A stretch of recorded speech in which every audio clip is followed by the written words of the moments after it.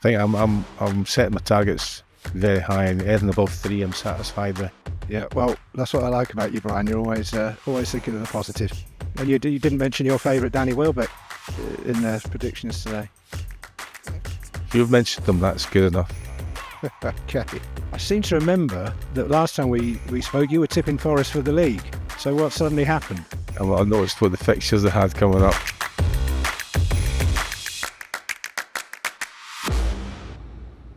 Hello and welcome back to the panel's Premier League predictions with myself, Matthew Christ, and 4-time Premier League winner, and he did pretty well for Celtic as well. It's Brian McClair. How are you doing, Brian? I'm doing very well, Matthews. How are you? Yeah, I'm good. We're back from another international break, what seems like the 10th international break of the year, but I think it's only the 3rd, but probably came at a good time for you because looking at my copious notes here, you only got 5 predictions last time we chatted. So as we go into this one, it's a case of must do better, I think, isn't it? Oh, I'm not so sure about that, because I think that shows you the vagaries of the Premier League and the way things go. I mean, who would have thought that I didn't, Ipswich would go to Tottenham and win, for example, and that City would lose. So I think 50%, pretty good. I think the lowest I've got is like 3 or something like that. So I think I'm setting my targets very high, and anything above 3 I'm satisfied with. Yeah, so we'll see what transpires this weekend when we've got 3 days of fixtures. Yeah, well, that's what I like about you, Brian. You're always thinking of the positive. So let's start on Saturday, 12:30 lunchtime kickoff. It's Leicester versus Chelsea. Chelsea have only lost one of their last 7 visits to Leicester. Won 4 and drawn 2. However, they've only won 1 once after the last 7 international breaks, and that was early on this season. Leicester have lost 4 of their last 5 games against Chelsea, and I'm going to go for an away win in this fixture. Leicester 1, Chelsea 3. Okay, Chelsea to remain in the hunt. So let's get into the meat and drink of it, the 3 o'clock Saturday games, and we start down on the south coast, something of a derby, I suppose, if you're from that part of the world. It's Bournemouth at home to Brighton. Yeah, Brighton have won 3 out of the last 4 games they've played against Bournemouth, although Bournemouth are looking to win 4 in a row at home for the first time in their Premier League history. I'm going to go for a draw. Bournemouth 1, Brighton 1. Okay. And you didn't mention your favourite Danny Welbeck in the predictions today. You've mentioned them, that's good enough. Okay. We don't want to jinx him like we have done with other teams. Oh, there's plenty of jinxing along the way. Although there's other ones that we've done okay with, I think, so we can maybe allude to that later. So. Okay, let's see how else we can jinx. Arsenal Forest, Saturday, 3 o'clock. Well, Forest have lost in their last 4 visits to Arsenal, and they're winless in their last 10. Last winning, would you believe, in 1989. However, after Forest's exploits at Anfield post-international break, I may be putting myself in a difficult position with this one. It'll be Mikel Arteta's 250th game in charge as Arsenal manager, the 10th person to have achieved such a figure. But he has managed to achieve more wins in those first 250 than anyone else, 146. And I think he will have 147, Arsenal 2, Forest 0. Okay. I seem to remember that last time we spoke, you were tipping Forest for the league. So what suddenly happened? I noticed what the fixtures they had coming up, and they got a bit of a hiding by Newcastle at home, didn't they? So okay. So you're saying anyone that Liverpool Forest might be setting their ambitions a wee bit lower. Okay, so anyone that's backed Forest for the league, not looking at anybody in particular, should cash out now. Is that what you're saying? I think you're exaggerating what I said. Okay, all right. I think it's all there, but we'll move on. Aston Villa Crystal Palace, Saturday, 3 o'clock. Well, the away team has only won 3 times in the last 24 meetings between these two. And incredibly, after 1,026 games as a manager, Unai Emery has lost the last 4 in all competitions for the first time in his career. I think that'll change on Saturday. Aston Villa 3, Crystal Palace 1. Okay. so Villa to get back into winning ways? You think they've gone through?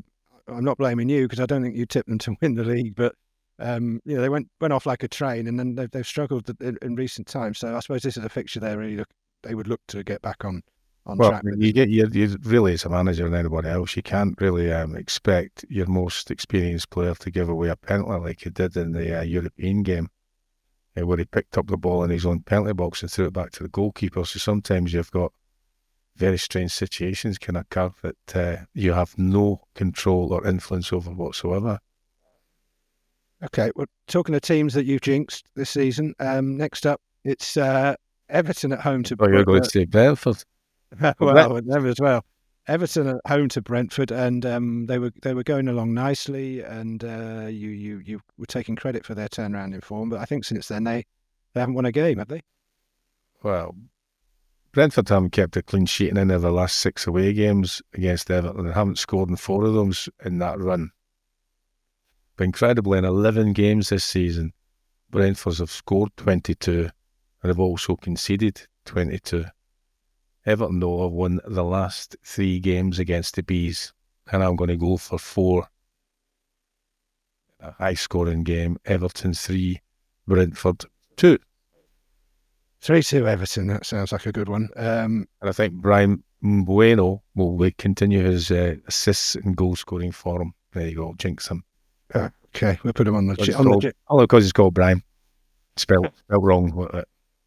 All right, well, we'll put him on the jinx list.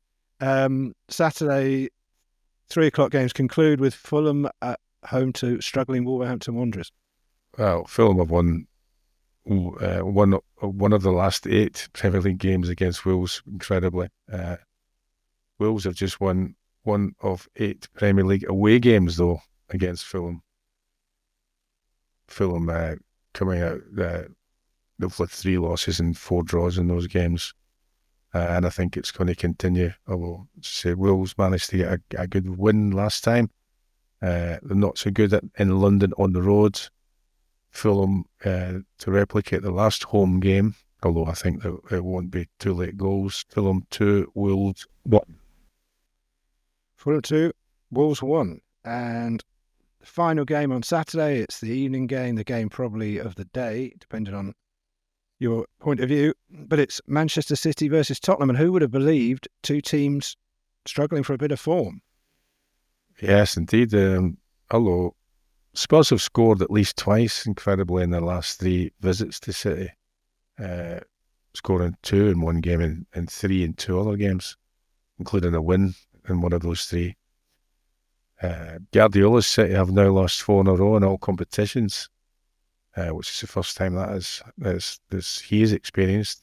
The last time they went on a run of 4 defeats, at least 4 defeats, was under Stuart Pearce, where they eventually lost 6. And incredibly, who was the 5th team that they lost to on that run? Spurs. However, I don't think that's going to happen. Manchester City 3, Spurs 1.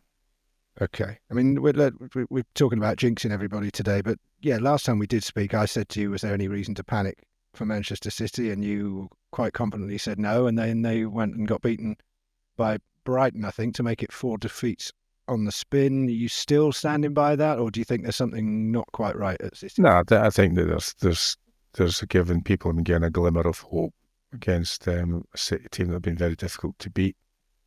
You've seen that in the European games. You've seen it in the League Cup, and also you've had that win coming from behind, which is very unusual in statistically in football, particularly against a team that has been so successful as Manchester City. So I think most teams now are looking and thinking, well, considering that the players that they maybe have out, and also the coach has mentioned in numerous times that the players that are missing is a bit of a problem. Now, we'll be interested to see not only for City at the weekend, but also several other teams who had players who were chosen for the international games, particularly England, and then withdrew.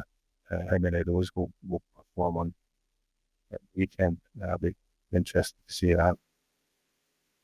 Okay, well, that brings us to half-time in this week's edition of Premier League Predictions. We'll take a quick break and we'll be right back.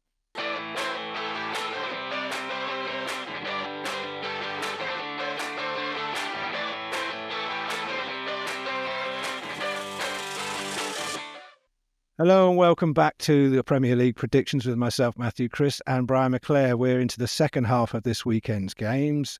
It's Sunday fixtures, the first one on Sunday, 2:00. It's Southampton at home to high-flying Liverpool, a team that you've been impressed with since we started, Brian, and with good reason, I think. Yeah, I mean, winning games, scoring goals. However, I mean, they are coming into certainly the top teams are coming into a very busy period of football. And post-international break, I expect Liverpool to make some changes. Some of them be forced. Perhaps Alexander-Arnold won't be available because he left the pitch early in the last game. And I think also they might just consider giving some players a little bit of a rest with the number of games coming up, including games against Real Madrid and Manchester City. Southampton will be hoping that one of those players who's getting a little bit of a breather is Mohamed Salah, who's been in sparkling form. Russell Martin is as he said, continually sticking to his principles. At Wolves in the last game, they had 71% possession away from home, 675 passes and 841 touches of the ball. Unfortunately, the only stat that's relevant are goals, and they managed to lose the game 2-0. The last home game in the Premier League that they played against Liverpool was an amazing 4-4 draw. I think that's going to be unlikely on Sunday. Southampton, I think, will score, but Liverpool to score twice. 2-2? 2-1. 2-1, sorry.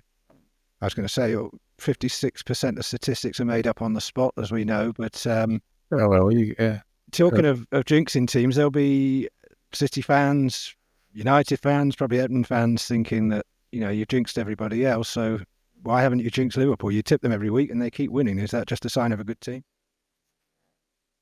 The weekend, I think, because of the circumstances regarding the break, the potential changing of the Liverpool's team, some of it, as I mentioned, unforced, may give Southampton their best opportunity of securing some more Premier League points this campaign. They will have to clearly get some shots on target, which they didn't manage to do against Wolves, and hope that Liverpool's form, maybe due to team changes, dips a bit. But as I say, that will have to be a big change in both teams. Liverpool will have to have a bit of a dip, and Southampton will have to somehow manage to get the ball into the goal. Yeah, it's as simple as that.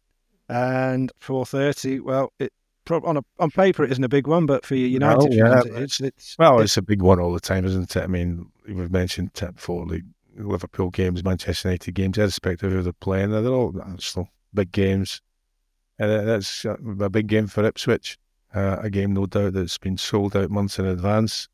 And it's significant because it's Ruben Amorim's first game as coach, not manager. He's been head coach of United. I'm not quite sure if there's any real difference because you still have to be trying to win games irrespective of your job title. He's only had 2 days because of the internationals to practice his preferred 3-4-3 system. Be interested to see if he does decide to do that, which was something that's alien to Manchester United, although Van Gaal had some experiments with it in his tenure there, which he normally includes 3 centre-backs, and there's all sorts of ways you can play this, but he likes to have 3 centre-backs. A system that De Ligt struggled with at Bayern Munich and also with Holland recently. It's the first meeting between these clubs since 2002, a 1-0 win at Ipswich for United, a goal that ironically was scored by the recently departed Ruud van Nistelrooy. Ipswich managed to secure all 3 points at Spurs despite having only 33% of possession and 3 shots at target. But as I mentioned before, goals change games, and they came away with the 3 points. Ipswich 1, Manchester United 2. Okay, somewhat surprising prediction. I'm just thinking you were obviously a stalwart under Fergie in his time. I just wonder when a manager comes in at short notice like this, how much they can really do apart from have a look at the players for a few days and then maybe try a few things. And he can't he can't do anything huge in the time that he's been there, can he? I wouldn't say there's anything huge, but one of the things that's potentially beneficial for him with regards to team selection is that his first session during the week, Luke Shaw participated in that, and so did Malacia, who's been out for an awful long time. I think both have been out for a long time, but Malacia a longer period of time than Shaw. So he, I know well from press suggestions, the practice was set up to play in that particular way, but it's very difficult to master something in such a short period of time. But you're hoping that they continue the bounce that they had, which is always expected when after a change of a manager's coach, as they did with Ruud, and that I think that will continue in this game on Sunday. So what you're saying is if they get beaten, he can't take the blame, but if they win, then it's all down to him, basically. Well, I mean, I don't know what the expectations are always to win, aren't they, for Manchester United? You would look at their, I know that I think you look at the players and you would expect Manchester United to win. If you look at the fixtures at start, you'd expect Manchester United to win this particular game. But Ipswich will be in fine form. They'll be confident, buoyant after their wonderful win in London in their last Premier League fixture. Okay, and we do have a Monday night game this week. Yep, that's right. I haven't forgotten about it. It's Newcastle home to West Ham. Yeah, Newcastle, I mean, West Ham, no goals in the last two Premier League games, although they did get a point against the aforementioned Everton. It didn't sound like a particularly sparkling game. But maybe it was a critical point with regards to criticism that had been sent the way of their coach and manager. Newcastle, great victory at the City Ground where they had 17 shots and they're unbeaten in the last 5 Premier League games against the Hammers. And I think that will continue on Monday night. Newcastle 3, West Ham 0. Convincing. Okay, that brings us to the end of this week's Premier League predictions. Don't forget to let us know what you think in the comments section, whether you agree with Brian, whether you disagree, and we'll be back next time to see how he gets on for the next edition of Premier League predictions. We'll see you then.